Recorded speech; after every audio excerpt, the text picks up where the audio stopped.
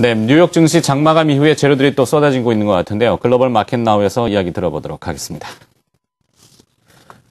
네, 미국의 어닝 시즌은 이제 계속 잘 흘러가고 있습니다. 오늘은 또 오랜만에 기술주가 좀 힘을 냈고요. 대신에 다른 경기 민감주들, 원자재 관련 업종 등등 해서 오늘 좀 조정을 받았네요. 우리는 어떤 미국 시장의 분위기를 적용을 해야 될까요? 먼저 마감 브리핑으로 출발하겠습니다.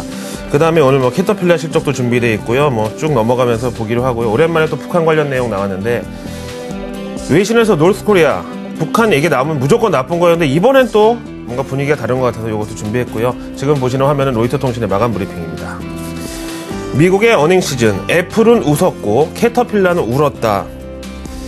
오늘 미증시는요, 나스닥 지수만 겨우 턱걸이로 그냥 플러스 마감했고요. 다우랑 S&P 500 지수는 하락 마감인데요. 글쎄요, 요거를 혼조 마감이라고 하기보다는 오늘은 그냥 전반적으로 조정 양상이었다. 이렇게 보는 게 오늘 우리나라 시장 이제 45분 후에 개장하는데, 여기에 적용하기에는 조정을 받았다고 생각하시는 게 나을 것 같아요. 대신에 개별 이슈는 조금 대접을 해주자, 이런 차원으로 말씀드리면은요. 개별 이슈라는 거는 어제 마감 후에 실적 발표한 애플이 있었잖아요. 애플 실적이 전문가 예상치를 어쨌든 상회한 것도 오늘 미증시 기술주에 영향을 줬고요. 다음에 마감 후 발표한 페이스북의 실적 호조, 그리고 중국의 네이버라고 할 수 있는 바이두 역시 예상치를 넘어가는 실적을 공개해서 월가의 이 기술업종에 대한 불안감은 이제 좀 확실히 좀 감소를 했다. 이런 투심이 오늘 기술주와 나스닥 지수에 도움됐고요. 대신에 제목에 보셨던 캐터필라 실적은 상당히 부진했는데, 요 캐터필라 실적 보고서에서 개별 기업 자료에서는 좀처럼 보기 힘든 어떤 재료가 나왔었나 봐요. 그래서 오늘 미증시는 전반적으로 캐터필라 실적 부진과 잿빛 전망, 여기에 더 영향을 크게 받아서 매도 우위가 나타났다, 이런 설명입니다.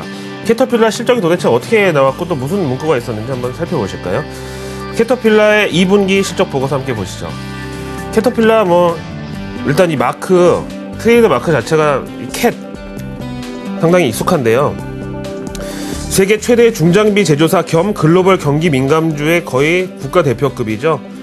캐터필라 2분기 실적이 공개됐는데요. 항상 알코아나 캐터필라나 이런 거 실적 나올 때마다 말씀드리지만, 저는 IMF나 OECD 소속의 경제학자들, 그야말로 경제를 책으로 배운 사람들보다 이렇게 전 세계 곳곳에 기반을 두고 진짜 필드에서 뒹구는 이런 다국적 기업들의 실적과 글로벌 경제 전망에 대해서 저는 더 신뢰감이 있다고 봅니다. 2분기 실적에서 이렇게 나왔네요. 일단 헤드라인으로 봤을 때는 실적 실망입니다. 총 매출 9억 6천만 달러, 그 다음에 주당 기준으로 해서 1달러 45센트가 나왔죠. 전년 동기 2.54달러에 대비해서 거의 반타작을 한 그런 상황인데요. 올 2013년 연간 가이던스가 또 이 전망치가 중요하다고 봤었는데, 이것도 역시 좀 그랬습니다. 기존 예상치의 하단에 해당하는 560에서 580억 달러 정도를 예상한다고 눈높이를 내려잡았고요.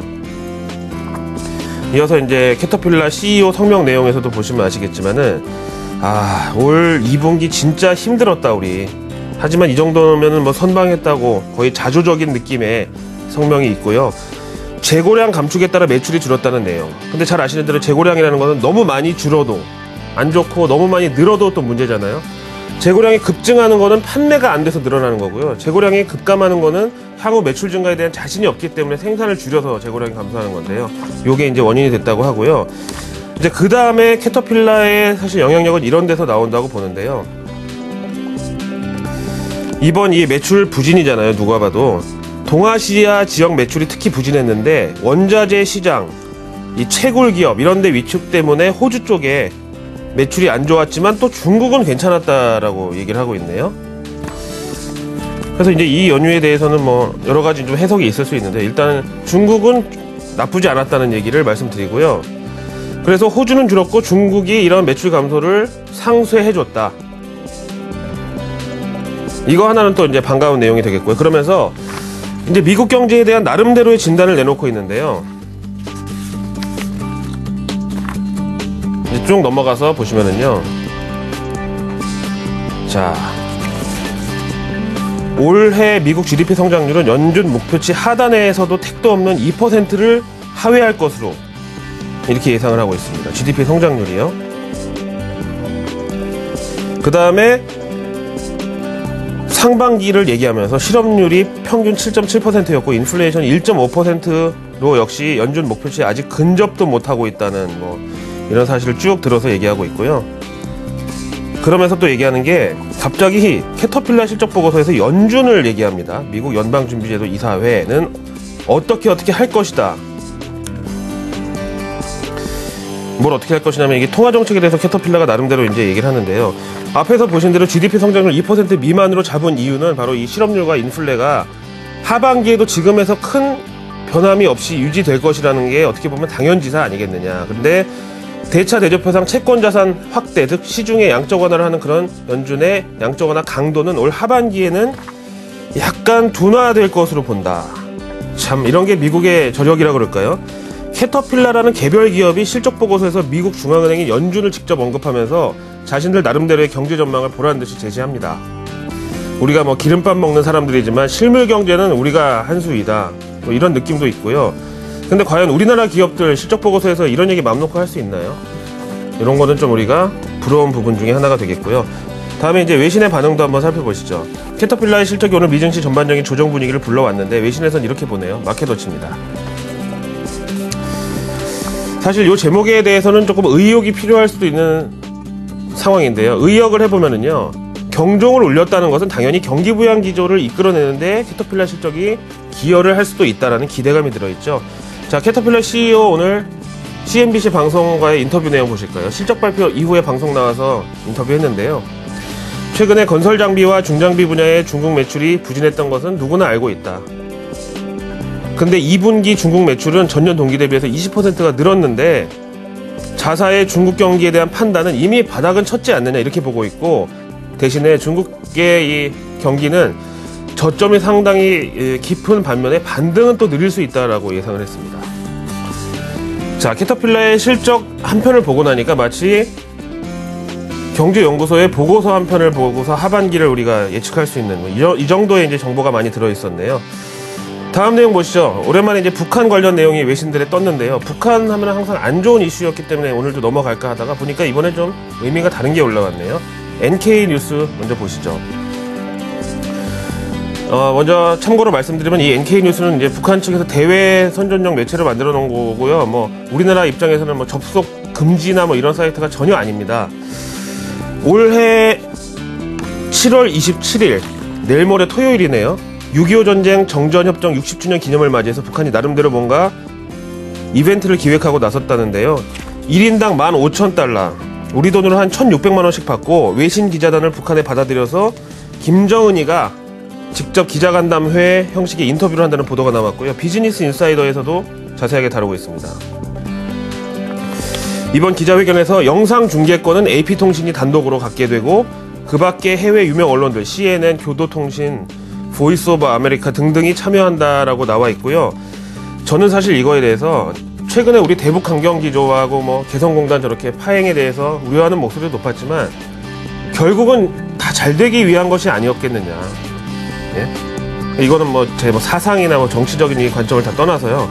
결실이 이제 슬슬 나올 때가 됐고 이거를 증시 관점에서 보면은 리스크 프리미엄이 좀 줄어들고 경협주가 다시 힘을 낼 수 있고 그동안의 이런 대북 강경기조와 좀 노이즈가 결국은 다 사필 규정 내지는 권선징악은 좀 세고요. 그냥 다 좋은 쪽으로 가기 위한 이런 거였다고 말씀을 드리겠습니다.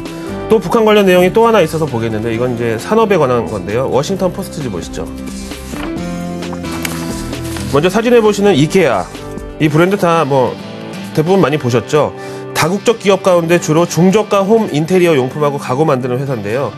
가구업계의 유니클로라고 보시면 됩니다. 근데 또 이 이케아가 최근 반미권 국가, 그러니까 팔레스타인, 이집트 이런 국가들이 진출하겠다는 의지를 밝힌 바 있는데요. 지난번에는 이케아가 개성공단에 생산시설 만들려고 알아본다는 소식이 있었는데 지금 개성공단이 저 모양이니까 잠시 그런 얘기에 속 들어갔고, 아무튼 이케아가 스웨덴 기업인데 이 스웨덴은 또 북한에 대사를 파견해 놓은 몇 안 되는 서방 국가 중에 하나인데다가 지난번에 미사일 실험한다고 북한 주재 외교관들 다 떠나라고 으름장을 놨었을 때도 스웨덴 안 떠났다네요. 그래서 아직은 좀 시기상조라는 의견도 있지만 이 이케아가 북한에 진출한다는 게 결국 문호 개방의 신호탄이 될지 지켜보자. 이런 얘기가 지금 나와 있다는 거고요. 얘기 나온 김에 리스크 프리미엄에 대해서 한번 보여드려 볼까요? 파란 선이 한국의 CDS 프리미엄 금리고요. 빨간 선이 이제 일본의 CDS 프리미엄인데요. 사실 이 구간에 대해서는 할 말이 많죠. 이게 무슨 천안함 사태도 아니고 북한 미사일 실험도 아니고 그냥 6월 FOMC에서 연준 출구 전략 가능성 한마디 나왔을 뿐인데 한국의 CDS 프리미엄이 저렇게 올라갔다는 거죠. 결국은요. 우리끼리의 이런 뭐 대치 상황이고 다 좋지만 서양에서 어떻게 바라보느냐 그리고 서방에서 북한에 대한 인식이 어떻게 변하느냐 이게 결국은 자본시장에는 가장 큰 게임 체인저가 저는 된다고 생각하고요. 지금 뭐 수준은 어쨌든 많이 이제 내려와 있는 상황 유동성 환경에 대비해서도 그렇고요. 그 다음에 일본도 여기서 빨간색 보셨으니까 바로 달러 대비 엔화 환율 오늘 보실까요? 참의원 선거 결과에 따라서 반락했던 소문에 사서 뉴스에 파는 매도세가 나왔었던 이 달러 대비 엔화 환율 오늘은 0.8% 상승하면서 100달러 선을 다시 돌파했습니다.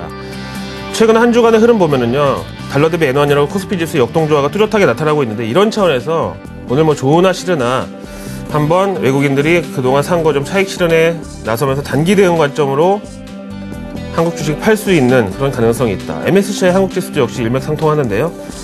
항상 코스피 1900선과 MSCI 한국 지수 56선의 뭐 이런 교감을 말씀을 드렸었는데 어쨌든 이러나 저러나 뭐 큰 폭은 아니더라도요. 지금까지 뭐 수급 주체별로 개인이 팔면 외국인이 받고 기관이 조금 또 받고 기관이 팔면 개인이 받아내고 뭐 이런 식의 이제 흐름이 계속 이어지고 있는데 오늘은 투자 주체 중에서 가장 그래도 메이저급의 영향력을 갖고 있는 외국인들이 좀 팔면서 차익 실현에 나서고 그걸 이제 기관이나 개인이 얼만큼 받아주느냐에 따라서 낙폭은 정해지겠지만 전반적인 하방 분위기, 조정 분위기는 일단 형성이 돼 있다고 말씀드리겠습니다. 목요일 아침 글로벌 마켓 나우의 김희욱이었습니다.